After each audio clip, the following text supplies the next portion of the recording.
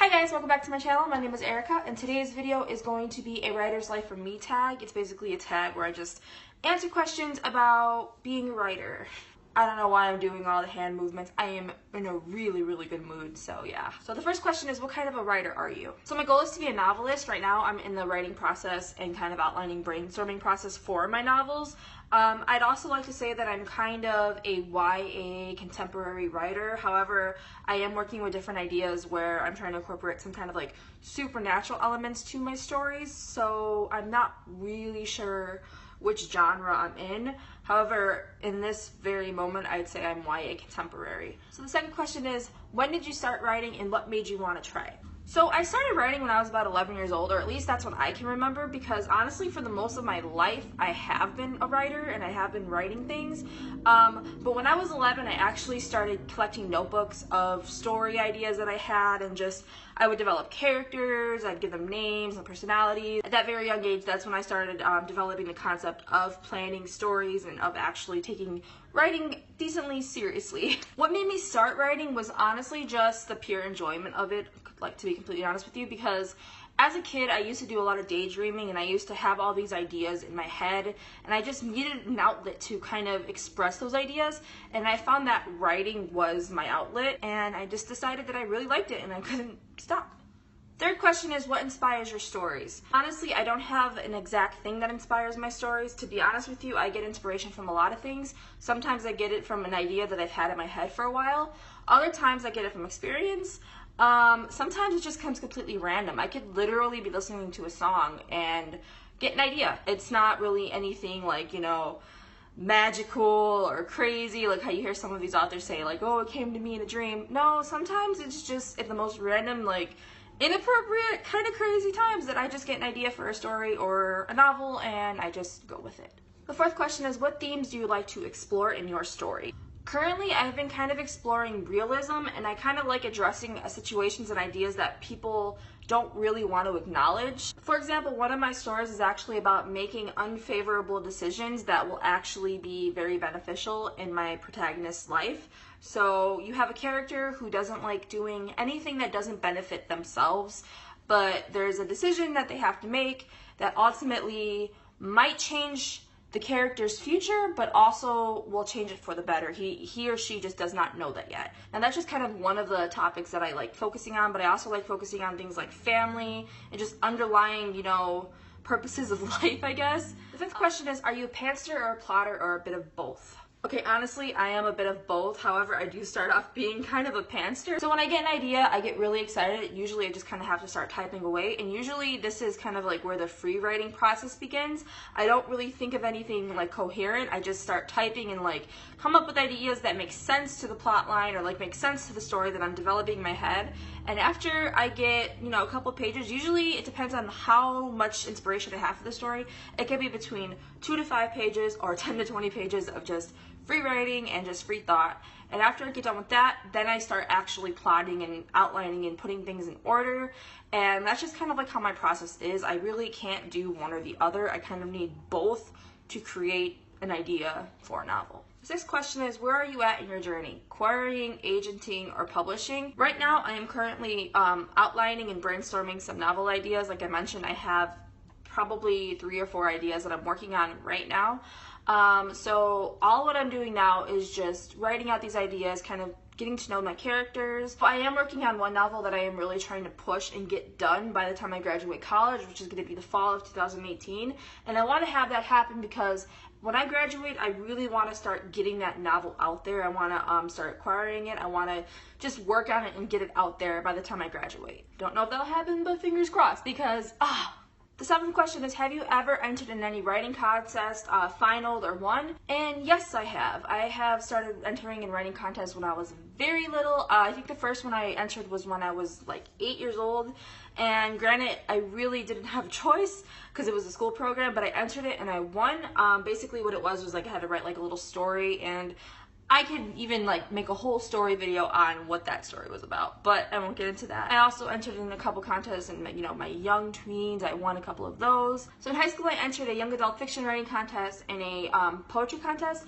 I finalized in the fiction writing contest and I won the poetry contest. I also won a Target gift card, which was like awesome, and I was in the newspaper. The 8th question is, who are your writer heroes? To be honest with you, this is a very tough question because I admire so many writers for different reasons. However, every time I think about this question, I have 2 people that I have in mind that are both from different genres kind of, but they're very important to me. So the first one is Toni Morrison. You guys know who Toni Morrison is. She is just incredible. So in high school I've read The Bluest Eye by her, and I'm not even going to lie to you guys, that was probably the best book that I've ever read by her or by anyone. It just absolutely changed my life. And what I really admire about her is that she really brings up these important controversial concepts that people don't really like talking about, but she makes you think about them. And I really admire writing that just makes you think. I don't like reading something that just has a very, straightforward answer and solution to a problem. Those stories are good, but you want something that really, you put the book down and it makes you think like, whoa, this could actually happen in real life and this is a real serious issue. So I feel like you definitely get that feel from her writing. Now, the second writer that I really admire is from the YA, and his name is David Levithan. He's written Every Day and Another Day and a bunch of other books that are just incredible. But I really enjoyed Every Day. That was the first book that I read by him when I was in high school, and it changed my life. It really made me think about love stories and romance, and not just the stereotypical, boy meets girl, girl meets girl, boy meets boy, whatever the case may be.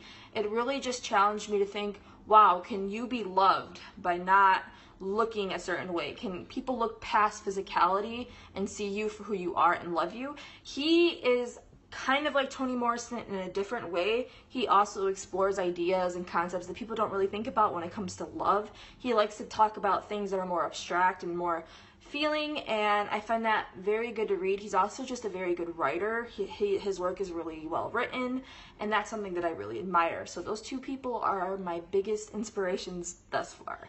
9th question is, have you ever been to a writing conference, and share your best and worst writing conference experiences? I don't really know if this counts, but I have been to several writing conferences in college because I had to. However, if we're talking about that, I just recently had a writing conference about a month ago on a short story that I was writing for my final.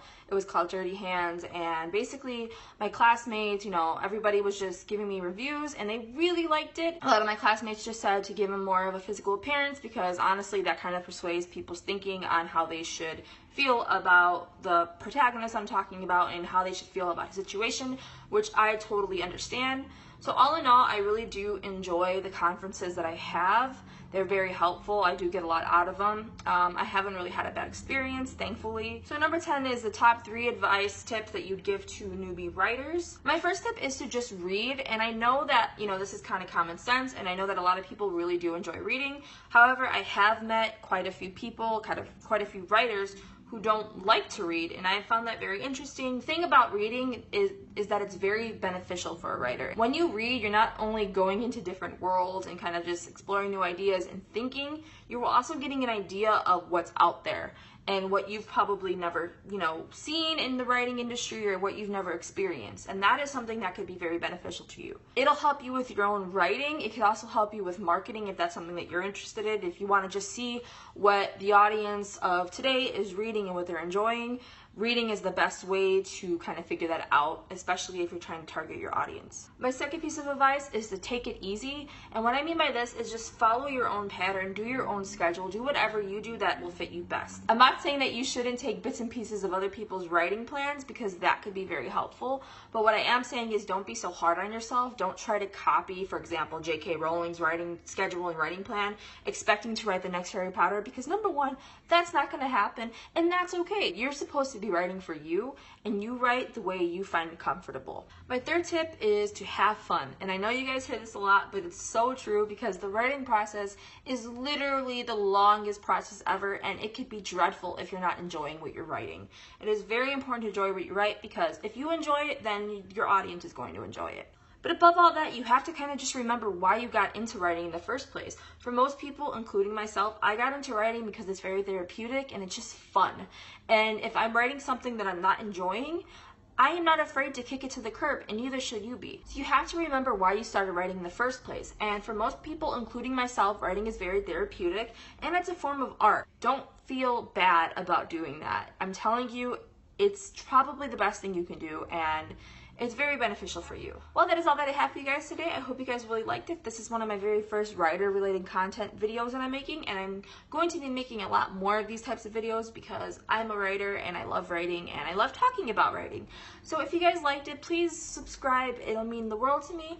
Also, give me a thumbs up and comment down below answering one of these questions because I am tagging all of you guys in it, and I just want to know, your process and your thinking when it comes to writing. Also, I just want to let you know that I do have a new video uploading schedule, and it's going to be every Monday, Wednesday, and Friday. And if you like this video, like I said before, please subscribe, and I will see you guys next time. Have a good day.